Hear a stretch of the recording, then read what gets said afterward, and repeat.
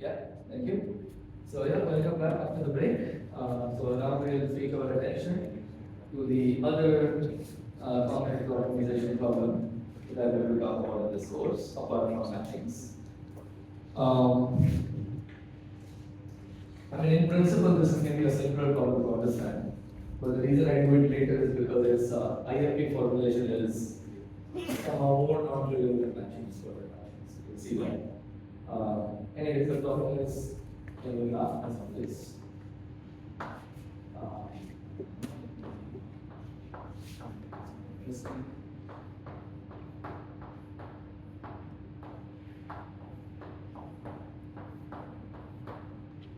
Yes, okay. And let's say I give you two vertices. And the question is, well, first of all, is there a path between two vertices? So that is basic, right? Everybody knows what a connected graph is. Yeah, do we all agree that graph is connected if there exists a path between any two vertices? And existence of a path, how would you do that? How would you figure out whether there is a path between two vertices or not? What is the most basic thing you would try? Huh? Yeah? Traversal, DFS, DFS, whatever. Pick your favorite traversal.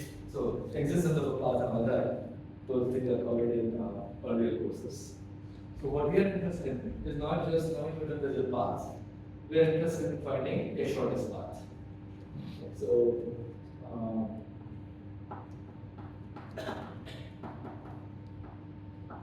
optimization problem.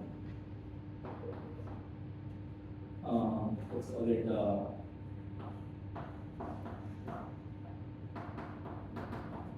shortest path.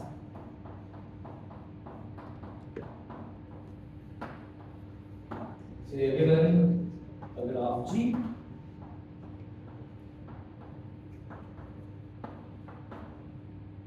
And distinct vertices S and T, because if they are the same anyways. And distinct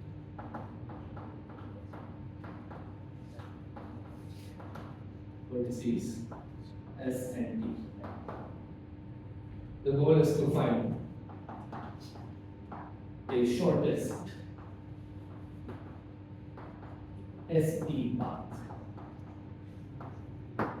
By ST path, I mean a path with ends S and T.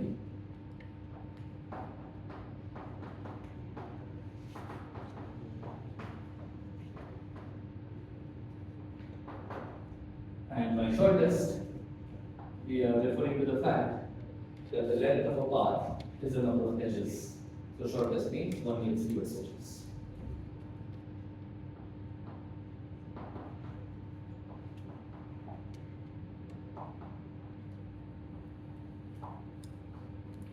So that's one problem we'll be interested in. But there is also a cost version of this. I could even have costs on the edges. And now I may want to refer to shortest as one being of minimum cost, where the cost is simply the summation of the cost of the edges of the graph. So that's the other one. So this we will call the cardinality version, which is the same as saying cost of the edge is equal to 1. This is the cardinality version.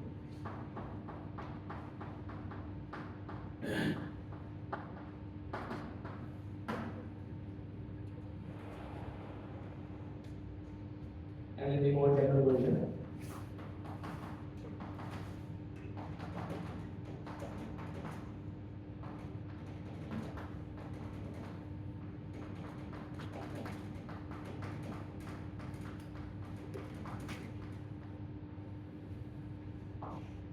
you have the graph and the cost function.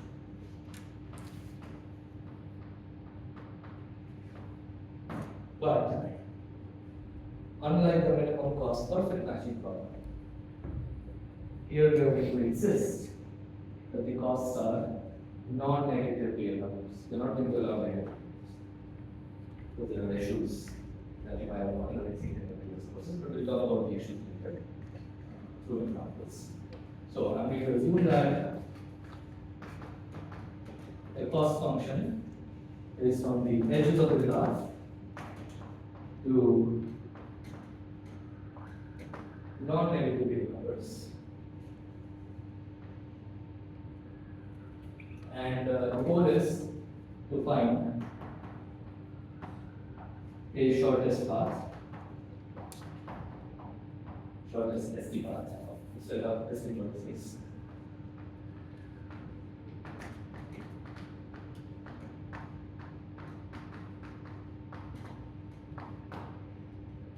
Find the shortest SD path.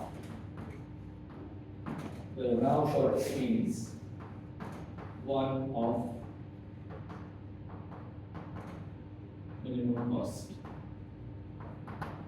Okay, the cost of a path, as we discussed earlier, cost of a set of edges is just the sum of the cost of the edges.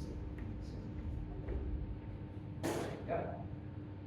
So those are the two problems we'll be discussing. We will see actually how to solve each of these efficiently in this course through the theory of linear programming. Okay? And so, since you are going to use the theory of linear programming, one thing that we would like to do is we would like to write an ILP for this problem. So, one of the goals is to formulate an ILP for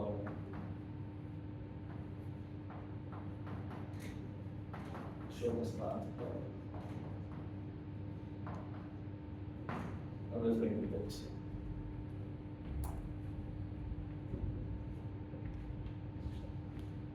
Okay.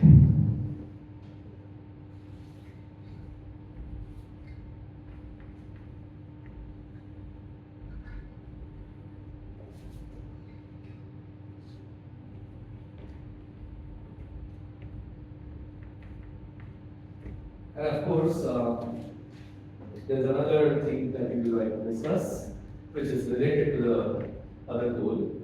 So maybe let me call this focus. Let's talk about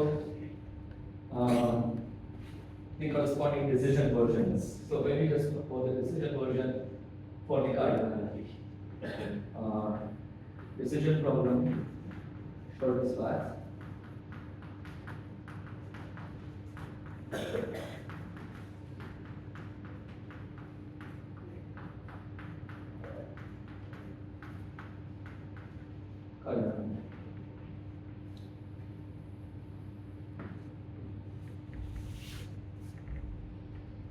So the decision problem is, as it normally is, now we are given a graph, we are given two distinct density, and we are also given a path. We are also given an SD path. And the goal is to decide whether the given SD path is the shortest SD path or not. So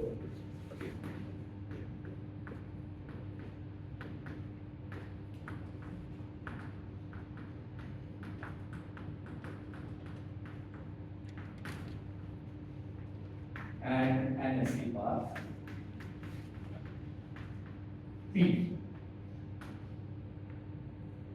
Decide whether P is a shortest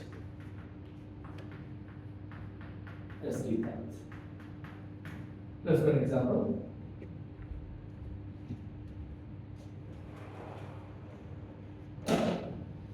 So column 0, 1, 2, 4, 5, 6, and SNP. And let's pick a particular path. I'm going to go from S to T. So let me go from S to T somehow or the other. Here's the SD path, P.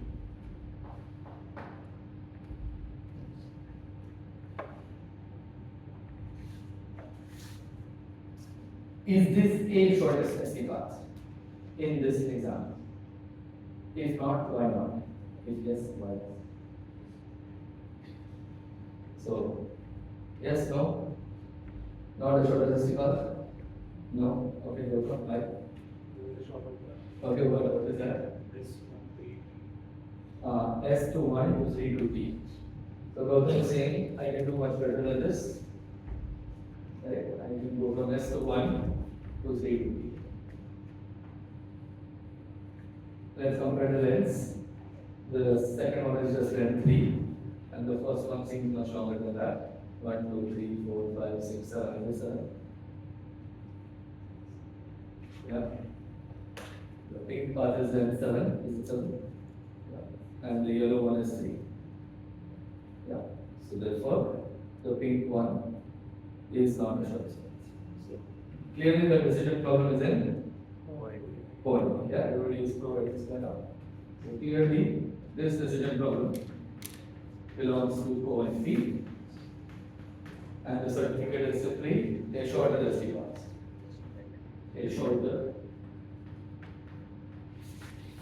SD path. And of course, as usual, the philosophical conundrum, right? The other one is harder, right? How do you convince somebody that a given SD path is in fact a shortest SD path? That's much harder. So the question is, does it belong to NP? But of course, you can guess by the way the discussion is going that it does belong to NP. But it's not as clear. Things are not. So yes, it does belong to NP. It belongs to P as well. Yes, the answer to both of these is yes, as we shall see.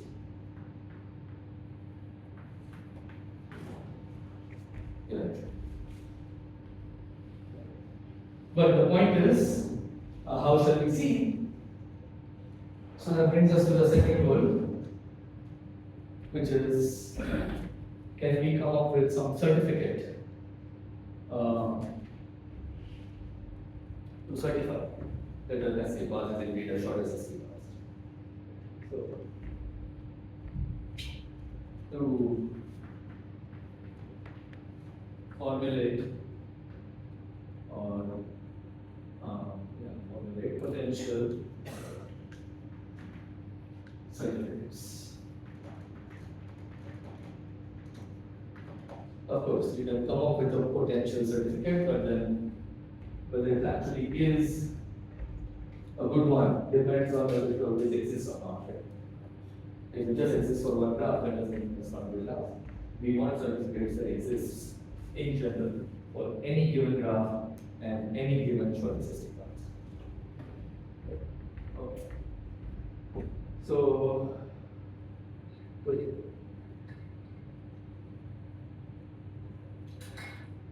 for each of these goals, we will find it useful to relate paths to cuts. In general, in life, if you stumble upon paths, you should also think about cuts. Cuts may be thought of as bottlenecks in some sense. So let's go back to cuts. You've seen cuts before, perfect matchings, but we did not use them in very great ways. This was one example. Here we will use cuts. So what's a cut? We will find it before, I'll do it once more. You take any graph and you partition the vertex set into two parts, x and x1.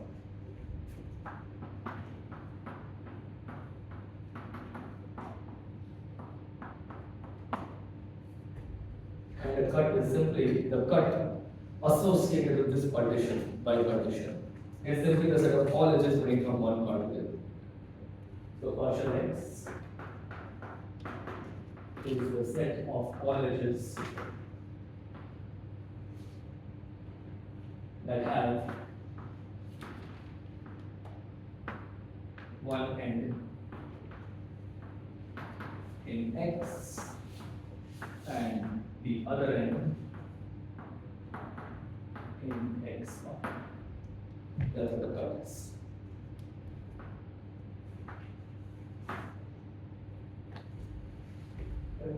It is a set of edges that arises from a bipartition of the vertex. That's the way you Alright. So now, supposing in my graph S is here and T is here. Then what can you say about an ST path with respect to this cut partial of X? That's the thing I want you to think. So the question I want you to think about, don't write it out. I have a graph G. I have the sequence as in B. And I have a path, ST path. And I have a set X such that S belongs to X. This is a subset of the vertices. I have a set X. This is a subset of the vertices. Such that S is in this set, but T is not in this set. Then my question is, what can you say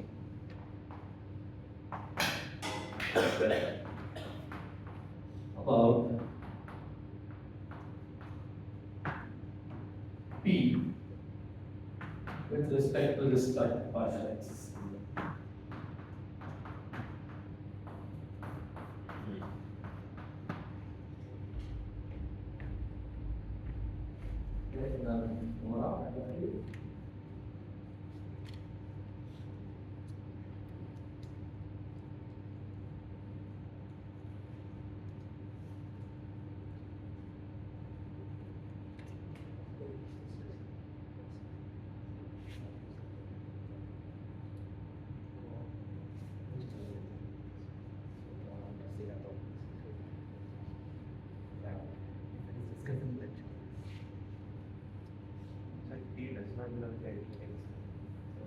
T does not belong to X. T does not, oh sorry.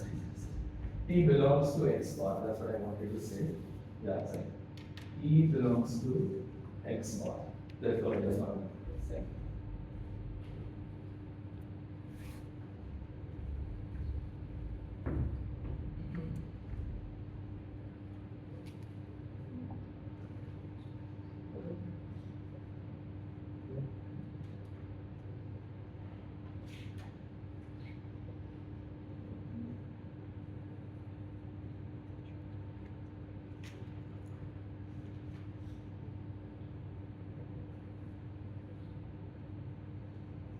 Okay, if you figured out something, then try to figure out something stronger.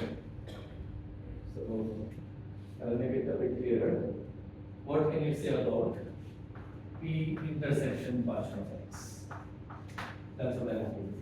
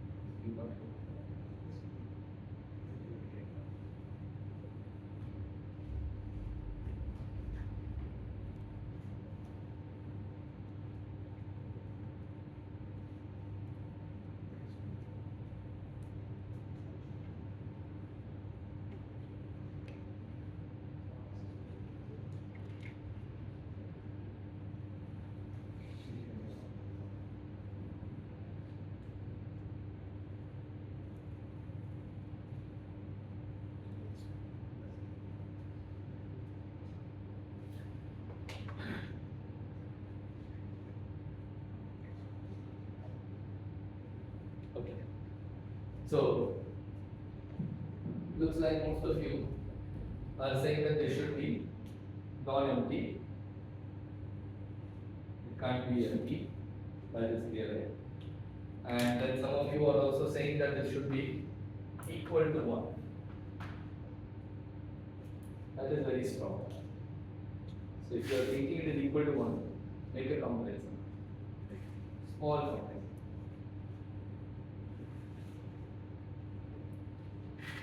This is too strong. What is, because it is non-empty, you can say it is at least 1. That is clear. But you can try to make this even stronger, but equal to what is too strong. So I will give this as a Pi, right? Pi. Okay, but I hope everybody sees this, right? This is clear. S is here, T is there. You go from here to there. You better use at least 1 inch from the cut. I can write down a formula to prove that it's not really very. So I expect you all to be able to write a formula proof of this. Okay, so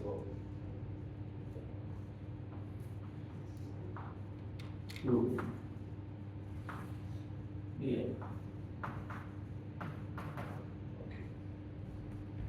Alright, the point is, you can say that, so it will help to have some terminology for this situation. We will call these ST cuts.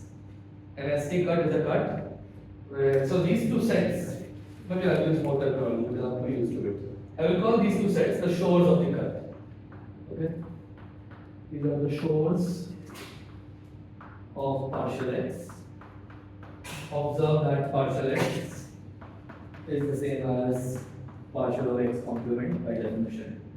So therefore we'll call these two the shores of the cut. And by an ST cut we mean a cut such that S belongs to one shore and T belongs to the other shore. Yep.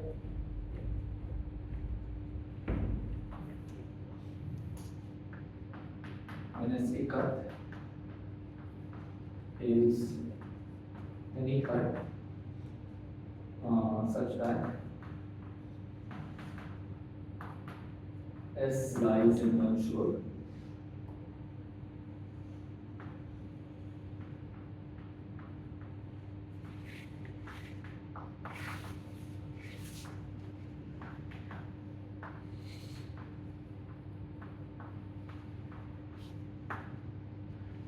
It's funny because math dictates I should use in, but English dictates I should use on. I go with on. Shore of a beach. Chair cannot lie in the shore, it lies on the shore. Okay. Is that okay?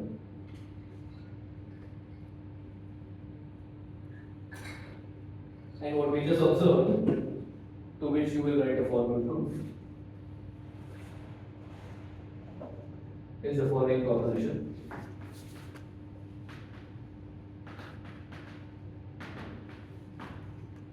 LP&CO path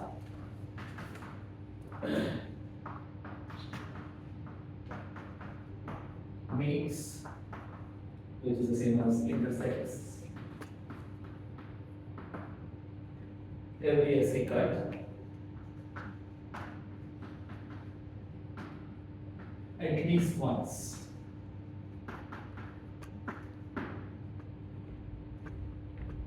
You take any SC path, you take any SC cut, they will meet, intersect in at least one edge. Like we are doing paths as sets of edges, and the cut is a set of edges. Okay.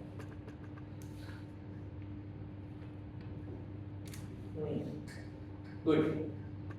So now let's go back to our example.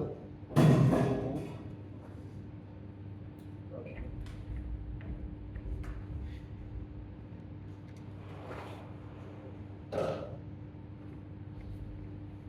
We have an ST path here, right? The one given by the yellow. S to 1 to 3 to T. Is that the shortest ST path? Or can anybody do better?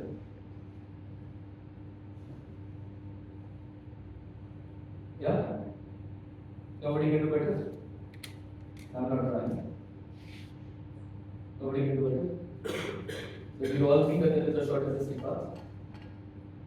Okay? In the last 5 minutes, let's see if we can convince ourselves that this is indeed a shortest ST path in this graph. Yeah? And the hint is here. See if you can use this concept, this proposition, and the concept of cuts. See if you can come up with a certificate that works for this example. That for this example, along with the proposition, will imply that this is indeed the best we can do in this graph. Okay? See if you can come up with a certificate. Right? And your friend is this proposition.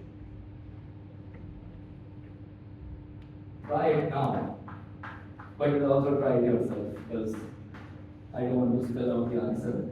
I want everybody to try it. So see if you can come up with a certificate.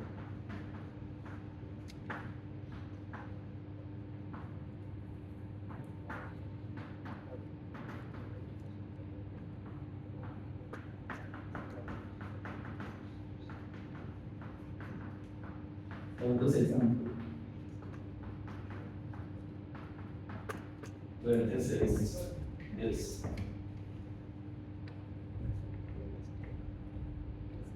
To certify or to argue or rather prove that P, because P was a big one, then becomes this Q. S21 to 3 to 2, S21 to 3 to D is the shortest ST path. Okay, see if you can do it. I'll come and talk to those. Yeah.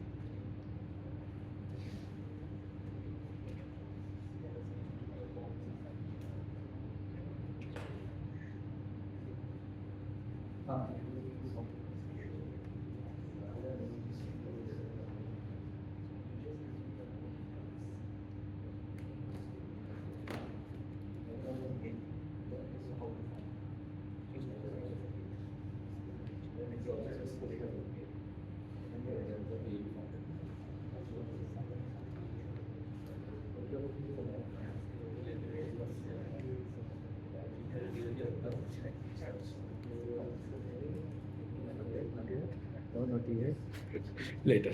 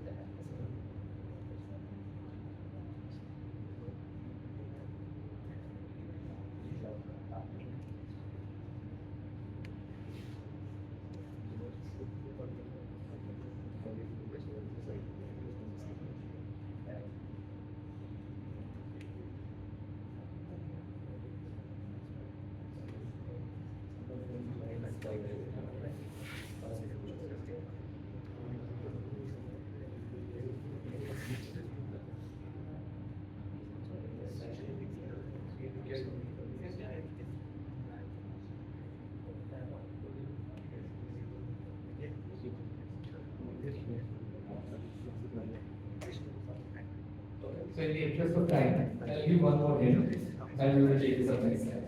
Anyway, I did not want to give a answer. So the certificate I'm looking for is a collection of SD cards. Okay, so the certificate what I'm looking for is basically going to be a collection of SD cards.